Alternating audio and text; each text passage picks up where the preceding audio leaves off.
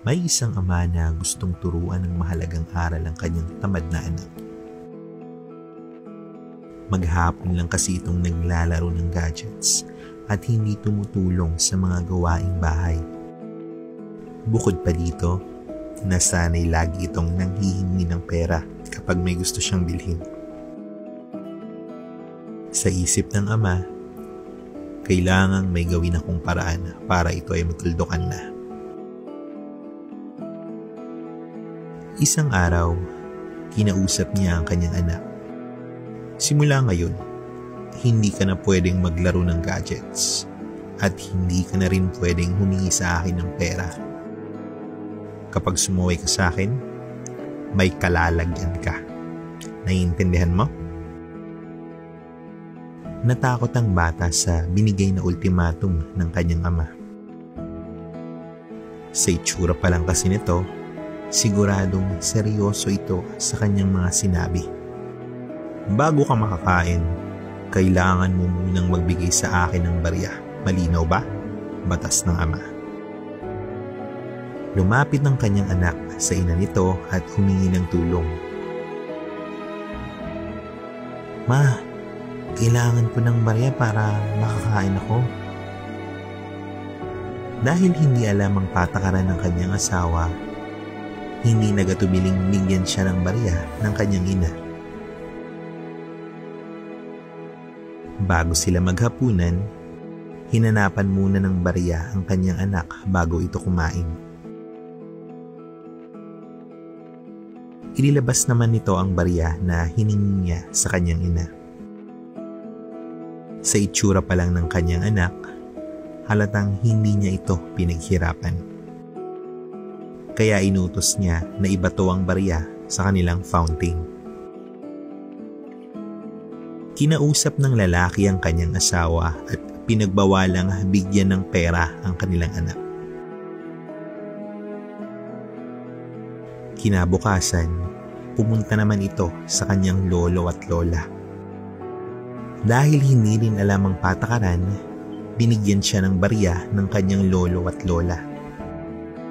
Muli, inutos ng ama na itapon ng barya sa kanilang fountain. At sinunod naman ito ng kanyang anak.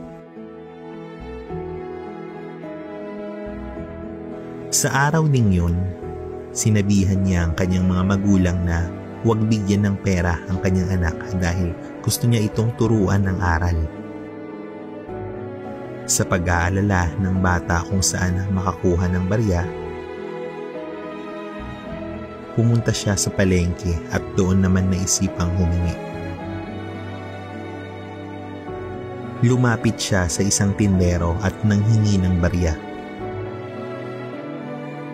Subalit hindi ito pinagbigyan. Sa halip, minungkahi ng tindero na magtawag siya ng mamimili kapalit ng barya. Nagsisisigaw ang bata ng ilang oras, hiningal at napagod sa kanyang ginawa. Pagkatapos nito, binigyan na siya ng tindero ng barya at saka umuwi. Pag-uwi sa kanilang bahay, taas noon niyang binigay sa kanyang ama ang kinita niyang barya. Subalit tulad ng mga unang utos ng kanyang ama,